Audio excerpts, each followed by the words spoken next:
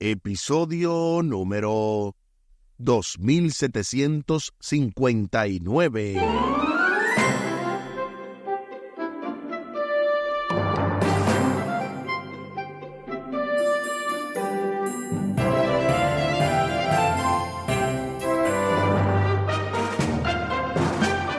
Saludos y bendiciones. Esto es Estudio Sistemático de la Biblia. Por la gracia de Dios estamos alcanzando y este jueves 28 de marzo. La alegría llega por la mañana. En el marco de esta lección número 13, espera en el Señor, con el texto a memorizar de Salmos capítulo 27, versículo 14. Espera en el Señor, esfuérzate y aliéntese tu corazón. Espera en el Señor. Salmo capítulo 27 y el versículo 14. Algo muy interesante de esta semana es que se está celebrando lo que le llaman la Semana Mayor, la Semana de la Pascua o la Semana, ¿verdad? La Semana Santa. Así es que se conoce mayormente. No lo había señalado anteriormente, pero sí es interesante, especialmente cuando llega ya este día jueves. La gente se va preparando porque generalmente el viernes hacen algunas actividades y qué bueno que nosotros como iglesia, en muchas de nuestras iglesias adventistas, se aprovecha este tiempo para predicar el evangelio. En este caso, aprovecho para dar la información de que ayer, miércoles, inició una serie en la iglesia de Holyoke, Massachusetts, con el pastor Manuel Medina. El pastor Manuel Medina, originalmente de la iglesia o del distrito de Springfield, está con nosotros esta media semana, desde ayer miércoles, incluyendo hoy jueves, mañana viernes, y también el sábado estará con nosotros en la iglesia adventista de Holyoke. A todos los que deseen asistir a este evento y están cerca de la zona, pues son muy bienvenidos a la 136 de la Suffolk Street. Eso es en Holyoke, Massachusetts. Así que ya ustedes saben, son bienvenidos. Y qué bueno que en esta ocasión continuamos con esta interesante semana, la semana del cierre de paso de este trimestre. Ya próximamente va a continuar nuestro hermano Omar Medina con este nuevo trimestre, con ya la lección número 1. Va a ser sumamente interesante. Ya más adelante vamos a darle la información de cuál es el título del próximo trimestre, pero no sin antes, ¿verdad?, al final del programa también hablar un poco de Radio Oasis de Esperanza y lo que estamos trayendo ya como algo nuevo, como algo que ustedes pueden esperar. Así es que al final del programa estaremos compartiendo esta información y también la vía de contacto de nuestra Radio Oasis de Esperanza. Les invito para que hablemos con nuestro Dios en oración. Buen Dios y eterno Padre, gracias te damos por la oportunidad de estudiar tu palabra. Bendícenos, dirígenos, ayúdanos, oh Dios, para poder realmente compartir este evangelio y que estas palabras tuyas, oh Dios, lleguen a lo largo y ancho de toda la tierra, que tanto nuestros oyentes como también nuestras familias, todo mundo sea impactado por el mensaje poderoso de tu palabra y esta hermosa noticia de que lo mejor llega por la mañana. Te lo pedimos y te lo agradecemos, junto con el perdón de nuestros pecados, en el nombre de Jesús. Amén. Amén.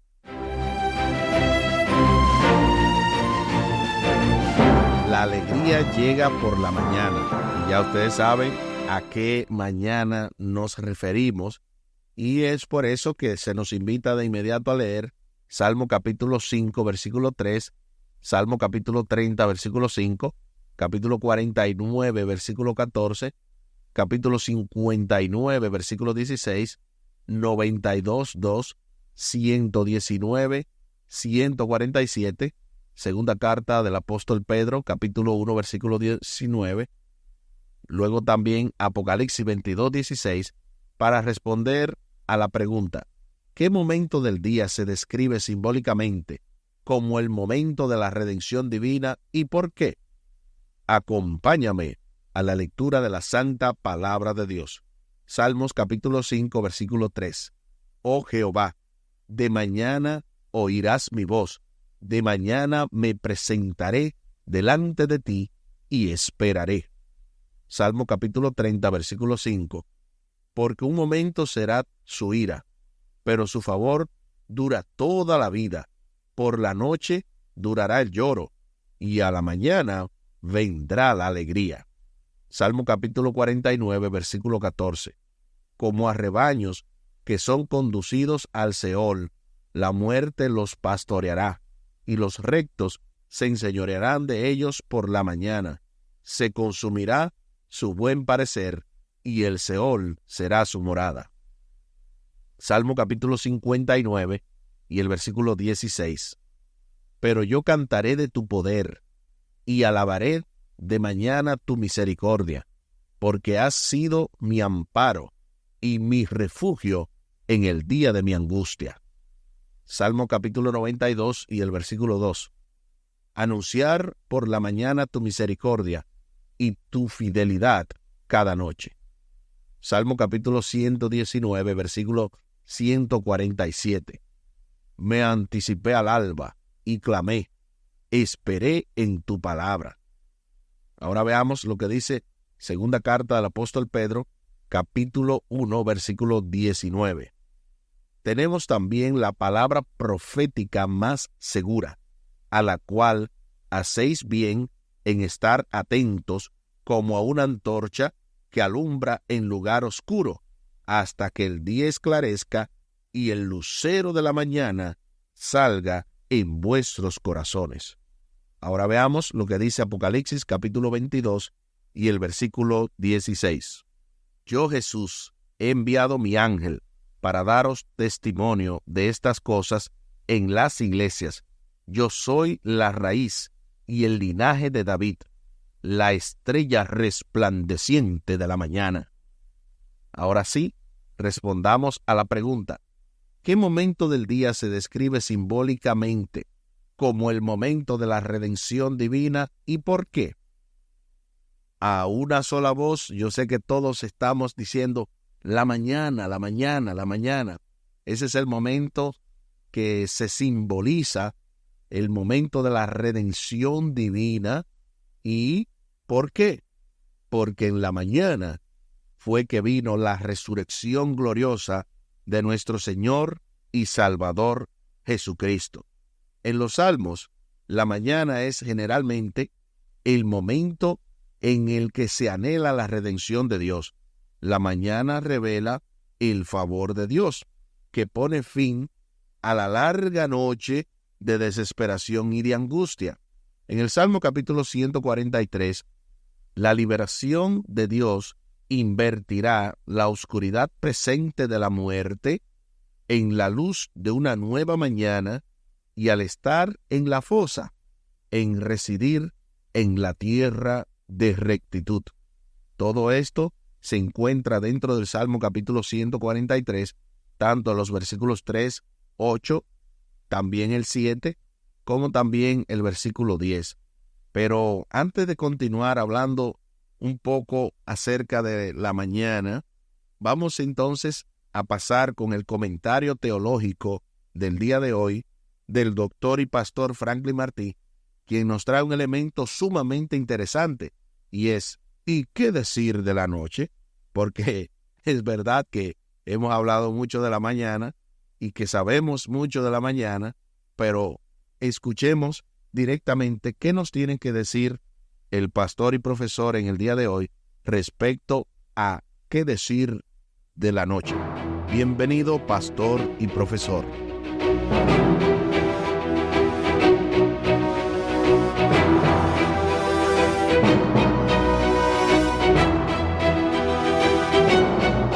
Es cierto, la Biblia tiene muchos pasajes bíblicos hablando de forma positiva de la mañana. No obstante, quiero dejar claro que tanto la mañana como la oscuridad son creación de Dios. De paso, en la palabra de Dios, en Deuteronomio capítulo 28, versículo 67, nos dice que para el desobediente, aún la mañana puede ser aterradora. Lo que indica que el problema no está si es de mañana o si es de noche. El problema está en el material que habita en la oscuridad o en la luz. Y sin ofender, ese material es el ser humano. La palabra de Dios también nos dice en Éxodo 20:21 que Dios estaba en la oscuridad.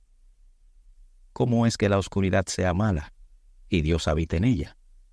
Primera de Reyes 8:12 también menciona, y en este caso Salomón dejando claro que Jehová había dicho que habitaría en la oscuridad.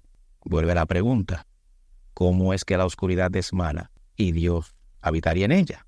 Salmo 97:2 deja claro que las nubes y la oscuridad están alrededor del trono de Dios. De paso, algo que se parece mucho a la oscuridad es la sombra. Y el Salmo 121:5 dice que Jehová es tu sombra a tu mano derecha. Salmo 74:16 dejan de forma clara y contundente que tanto el día como la noche son de Dios. El Salmo 139:1 y 2 también menciona que para Dios lo mismo son las tinieblas que la luz. Es cierto, alguien pudiera traer a 1 de Juan 1:5 y decir que Dios es luz y ninguna tinieblas hay en él. Es verdad, pero esto no contradice nada de lo que se ha dicho anteriormente. 1 de Juan 1:5 no está diciendo que Dios es luz y que en él las tinieblas no existen. Me explico. Cuando dice Dios es luz y ninguna tinieblas hay en él, lo que está diciendo es que él no es tinieblas. Hay tinieblas alrededor de su trono. Dios creó las tinieblas, pero él es luz. Su esencia es luz. Su esencia no es tinieblas. No hay tinieblas en él, pero sí hay tinieblas alrededor de su trono. Ya he leído esos versículos que dejan todo esto claro. De paso, en el capítulo de la creación, Génesis 1, habla de cómo Dios aparta la luz de las tinieblas. A la luz le llama día y a las tinieblas le llama noche. Dios es el creador tanto del uno como del otro. Además, en Apocalipsis capítulo 21, versículo 25, nos dice que allí no habría noche, es decir, en la tierra nueva. Pero no porque la oscuridad o la noche sea mala, sino porque Dios la iluminaría. Es decir, Dios iluminaría la tierra nueva, como nos dice Apocalipsis 22:5. Y si usted lee ese pasaje bíblico, va a notar que tanto la luz del sol es trivial porque la luz de Dios es tan grande que la luz del sol no es necesaria. En otras palabras, nosotros como cristianos no debemos tener ningún temor a la oscuridad, no debemos tener ningún temor a las tinieblas, porque es creación de Dios. Lo malo en realidad no es la oscuridad, sino el material que habita en la oscuridad. Lo malo no es la noche, sino el ser humano. ¿Qué hace el ser humano de noche? ¿Qué hace el ser humano durante la oscuridad? Aunque la oscuridad, la noche, ha sido positiva, con el tiempo se tomó de una forma negativa. O sea, se le dio una forma metafórica de negatividad por causa de todas las situaciones negativas que pasaban durante ella. Pero el problema no estaba en la noche. El problema estaba y está en las maquinaciones del ser humano. Dios es el creador de todo y todo lo que Dios ha creado es bueno, aunque el ser humano lo corrompe. Y el ser humano per se está corrompido por el pecado.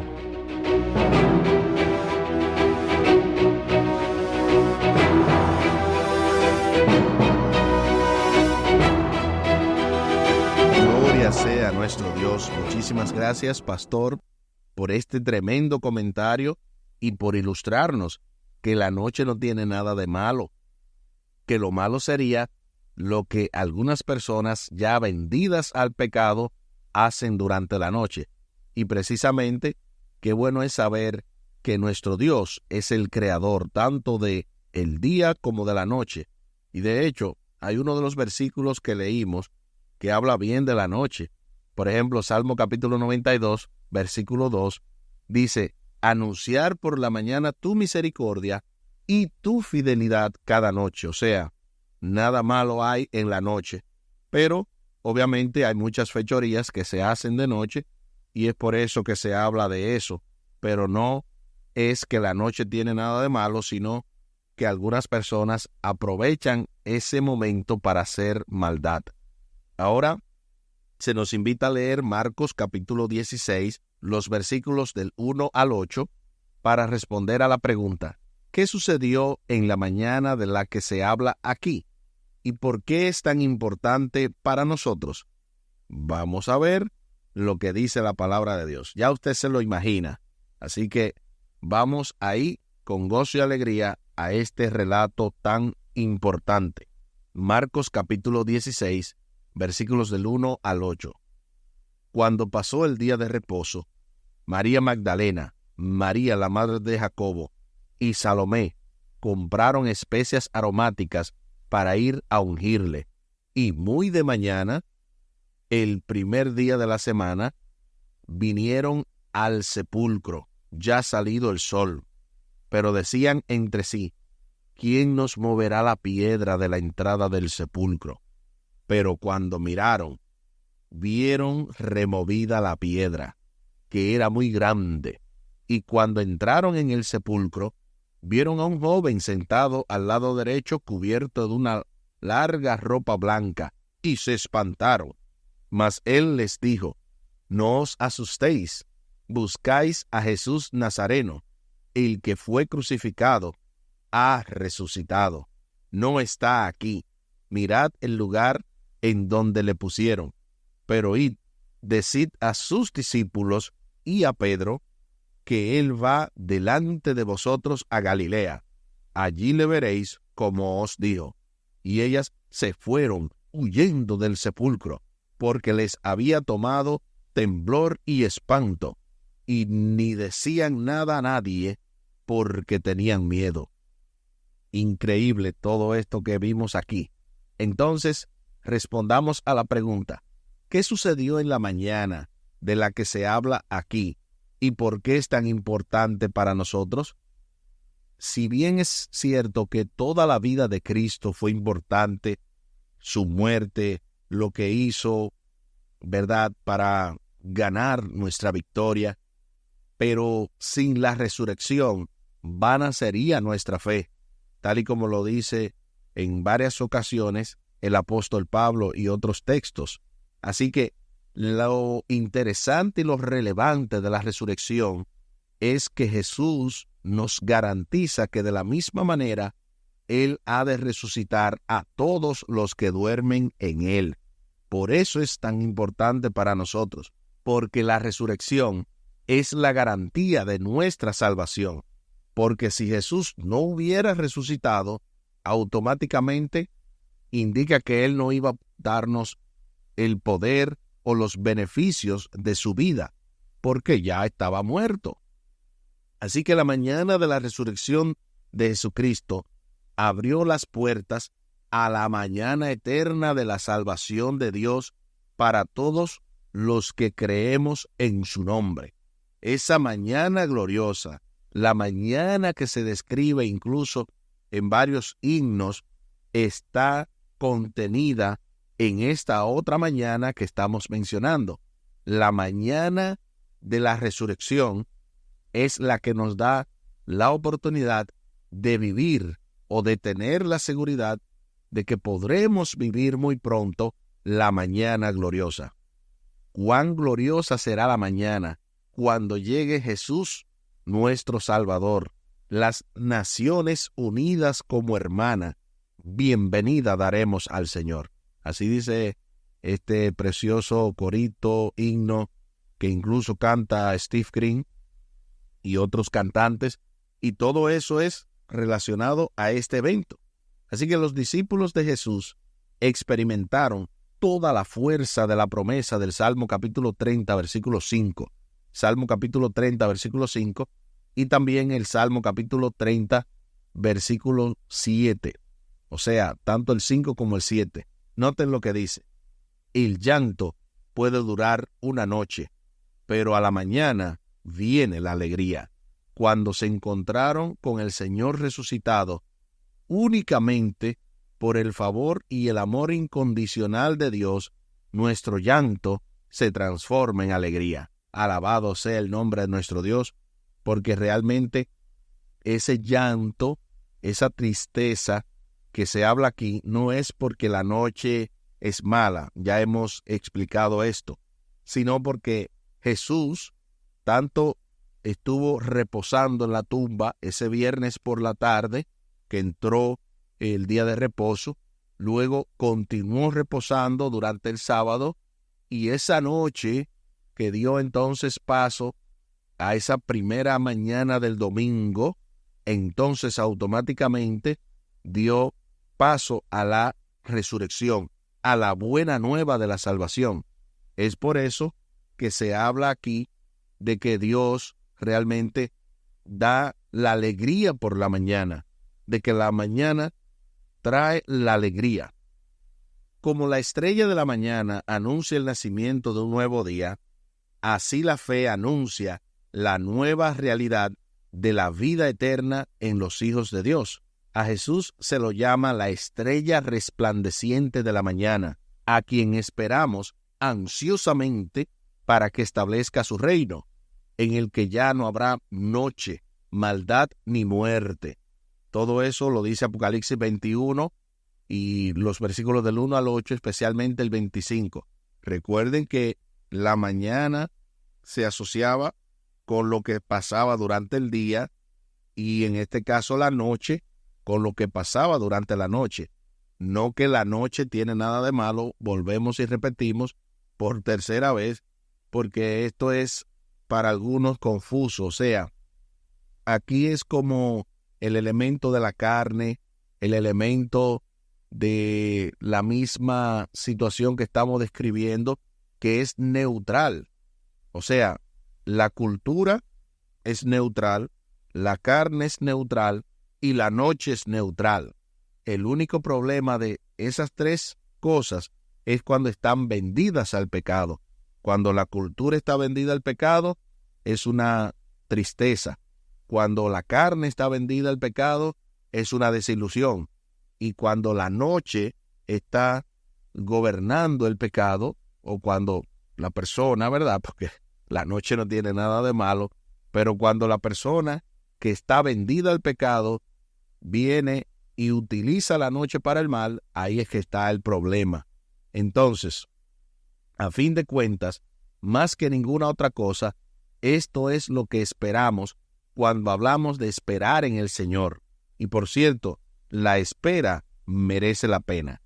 A continuación, compartimos una cita del libro El deseado de todas las gentes, dentro del capítulo 81, El Señor ha resucitado. Sobre la tumba abierta de José, Cristo había proclamado triunfante: yo soy la resurrección y la vida. Únicamente la deidad podía pronunciar esas palabras. Todos los seres creados viven por la voluntad y el poder de Dios. Son receptores dependientes de la vida de Dios. Desde el más sublime serafín hasta el ser animado más insignificante, todos son abastecidos por la fuente de la vida. Solo el que es uno con Dios podía decir: tengo poder para poner mi vida y tengo poder para tomarla de nuevo. En su divinidad, Cristo poseía el poder para romper las ligaduras de la muerte. Del libro El deseado de todas las gentes, dentro del capítulo 81, el Señor ha resucitado.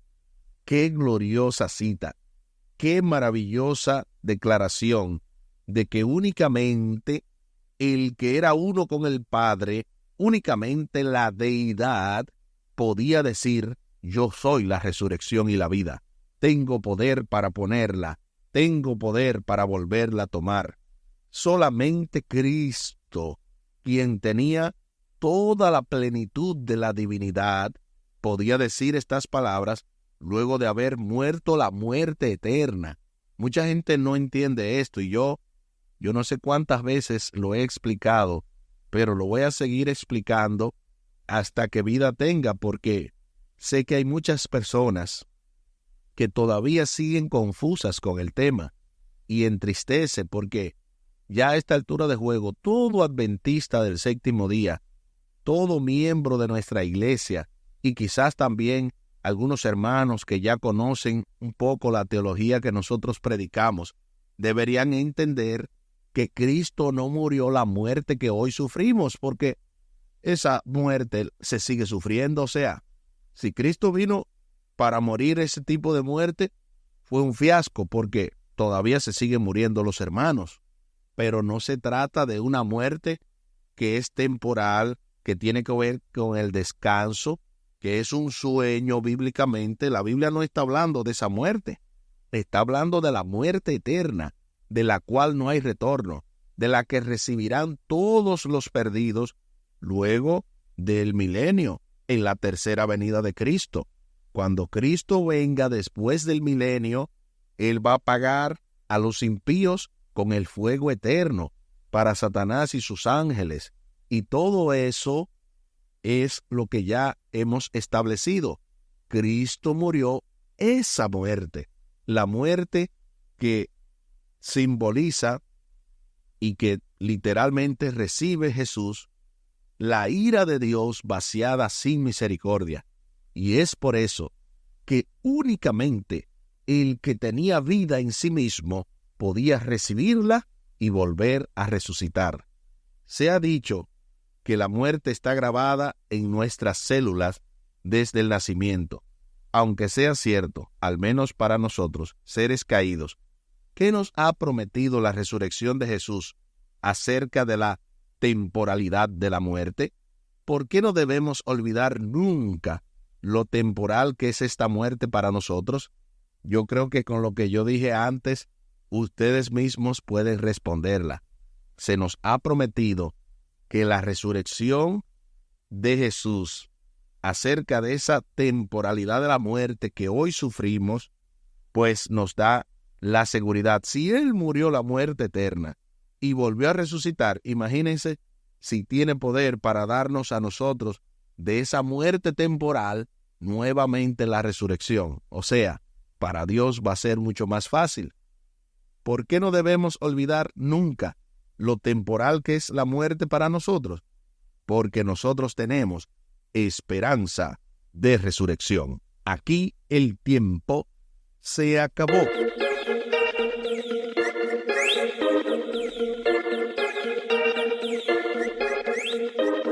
¿Qué hemos aprendido en el día de hoy? Hemos aprendido que la alegría llega por la mañana, pero que durante la noche todavía el Señor sigue gobernando. Claro está que la espera de la resurrección es a eso que se refiere, cómo había tanta confusión, dolor de parte de los discípulos de Cristo. ¿Qué iba a pasar? Ellos ni siquiera se enteraron originalmente porque ellos se les había olvidado. Fue tan doloroso lo que habían sufrido que se les olvidó que ya todo eso estaba predicho y que el mismo Jesús le había dicho: voy a reunirme con ustedes en Galilea. Pero qué bueno que al llegar la mañana gloriosa, que al llegar esa mañana de resurrección, se confirmó la promesa. Y de la misma manera, tú y yo tenemos la promesa de resurrección y vida eterna. Les invito para que hablemos con nuestro Dios en oración. Buen Dios y eterno Padre, gracias te damos por la oportunidad de entender este tema que a la vez algunos lo consideran tan y tan profundo o complicado, pero qué bueno que tú lo haces simple. Nos ayudas a entender que tú has resucitado y es con el objetivo de darnos vida eterna. Ayúdanos, oh Dios, para vivir esta vida eterna, para no esperar más, para empezar a hacer los cambios necesarios. Ayúdanos a hacer valer tu sacrificio, viviendo una vida consecuente a tu voluntad.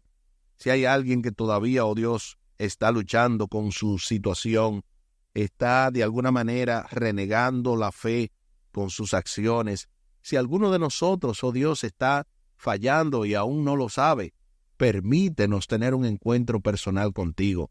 Ayúdanos a entender que el Evangelio es relacional, más que cumplir normas, estatutos o leyes.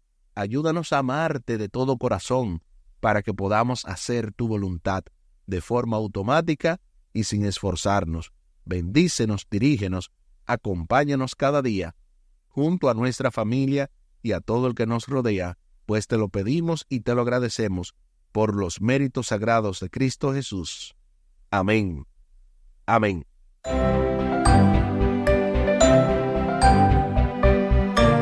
Espere con la ayuda de nuestro Dios el cierre de este poderoso trimestre y de la lección, ¿verdad?, que estamos agotando, la lección número 13, espera en el Señor, con el texto a memorizar de Salmo capítulo 27, versículo 14.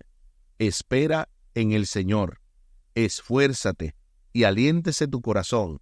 Espera en el Señor. Salmo capítulo 27, versículo 14. Como le había mencionado, compartimos la vía de contacto de Radio Oasis de Esperanza. Es al 203-302-0397. 203-302-0397. Y estamos ya abriendo un email corporativo. Más adelante lo vamos a anunciar, pero por ahora puede también enviarnos su correo electrónico a roasisdeesperanza@gmail.com, roasisdeesperanza@gmail.com. Recuerden que en Radio Oasis de Esperanza vienen cambios. Estamos ya hablando, conversando, dialogando acerca de la idea de una nueva página de internet, un nuevo logo. Ya el nuevo ID está sonando, transmitiendo desde Hartford, Connecticut. También tenemos, como les había mencionado, la idea de lanzar una nueva aplicación para Android y iOS. Así que se esperan todos esos cambios, pero se necesita que ustedes sigan orando por este ministerio y también colaborando. Recuerden que estamos 24/7, estamos transmitiendo las 24 horas, los 7 días de la semana.